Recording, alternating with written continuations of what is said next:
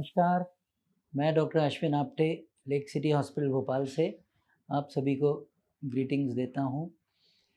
मैं paediatric surgeon हूँ, lake city hospital Bhopal में कार्यरत और न्यूबॉर्न बच्चों के और शिशुओं के ऑपरेशंस करता हूँ।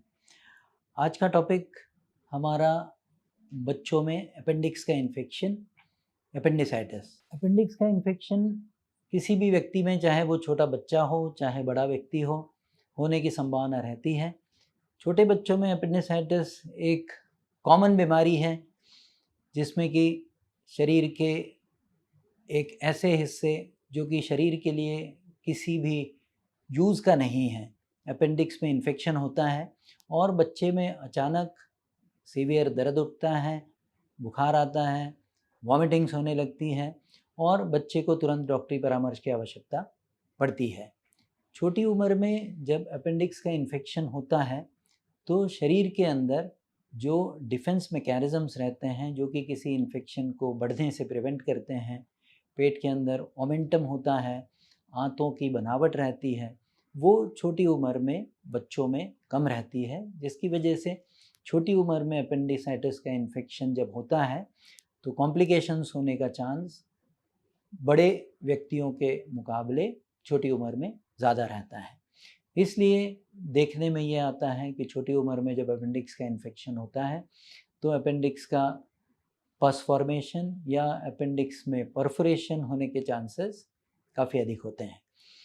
छोटी उम्र के बच्चे में अचानक कभी अगर पेट में दर्द उठ रहा है, साथ में बुखार और उल्टियों की शिकायत है, तो एक सस्पिशन अपेंडिसाइटिस का डॉक्टरी तौर पे बनता है। अचानक से अगर दर्द उठ रहा है और दर्द की लोकेशन पेट के पिछले हिस्से में नाभि के पास में है और फिर वह धीरे धीरे दाहिनी तरफ निचले हिस्से में चले जाता है जो कि अपेंडिक्स की लोकेशन है, तो सस्पिशन अपेंडिसाइटिस का हो जाता है।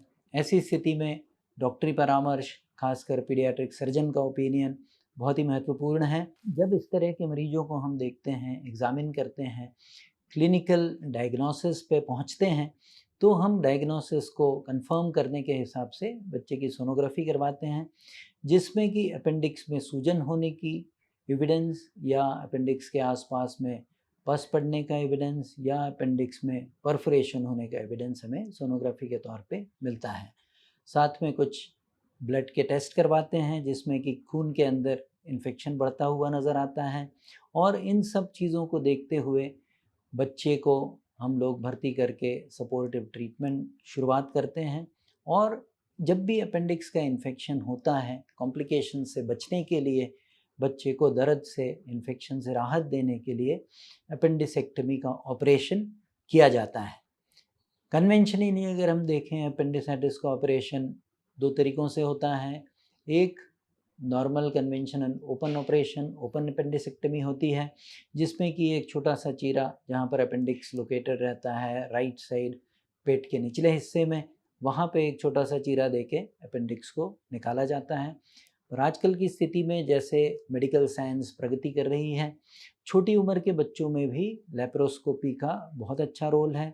लेप्रोस्कोपी से अपेंडिक्स के ऑपरेशन साधारणतः किए जाते हैं, जिसमें कि बच्चे को कम से कम तकलीफ़ होती है, कम से कम चीरा देने की आवश्यकता पड़ती है और यही काम जो ओपन ऑपरेशन में होता है वो दूरबीन पद्धति से पूरी तरीके से अंजाम दिया जा सकता है।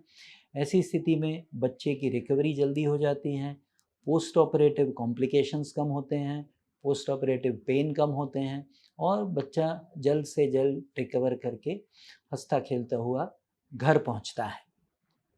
छोटी उम्र के बच्चों में जब भी इस तरह का एक्यूट एब्डोमिनल पेन रहता है तो पीडियाट्रिक सर्जन का ओपिनियन अनिवार्य है, जिससे कि इस तरह के अपेंडिक्स के इन्फेक्शन को हम समय पर पकड़ सकें, समय पर जांचें हो सकें और शीघ्रातिशीघ्र ऑपरेशन होकर बच्चे को कॉम्प्लिकेशन से बचाया जा सकता है।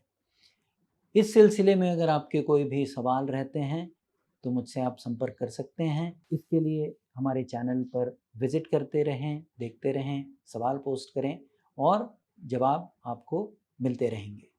लेक सिटी हॉस्पिटल भोपाल से मैं doctor Ashwin Apte, paediatric surgeons, आपको ग्रीटिंग्स देता हूँ। नमस्कार।